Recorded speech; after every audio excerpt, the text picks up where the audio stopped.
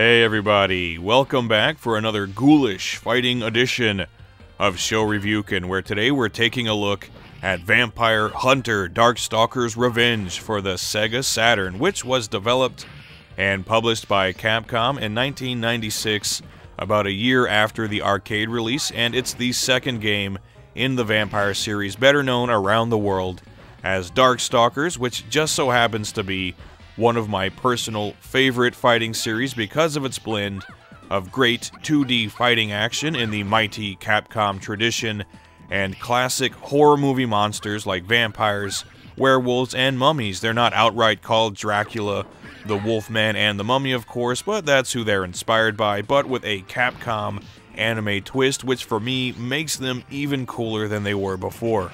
This second installment into the series features all of the playable characters from the previous game, including the two boss characters immediately playable from the start, as well as the introduction of two new characters, Donovan and Sisco, our two Darkstalker hunters in this game, hence the title Vampire Hunter. The gameplay from the original is kept mostly intact, except for a couple of changes that have been made. For starters, this game introduces the chain combo system to the series, essentially just stringing together normal and special attacks for bonus damage and extra points, and it offers you the choice between a normal gameplay style and the auto style, which enables auto blocking. A more significant change was made to the super combo gauge. In the original, it starts to deplete as soon as it's full, giving you a limited window of time to perform a super attack, but this time around it acts as more of a traditional super combo gauge, filling up to multiple stocks that can be used whenever you like, and you're given a couple of options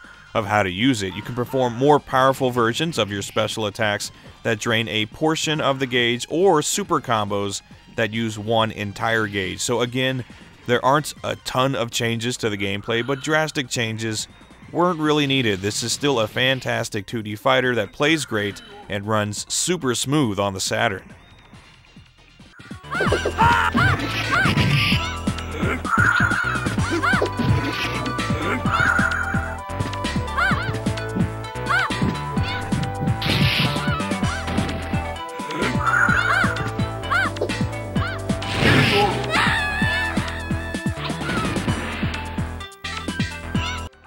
The visuals and sound design are also both top-notch. My only gripe is that so much of the game is recycled elements from the first. It's the same story, same stages, same music, and the same endings, with the only new elements added being for the two new characters.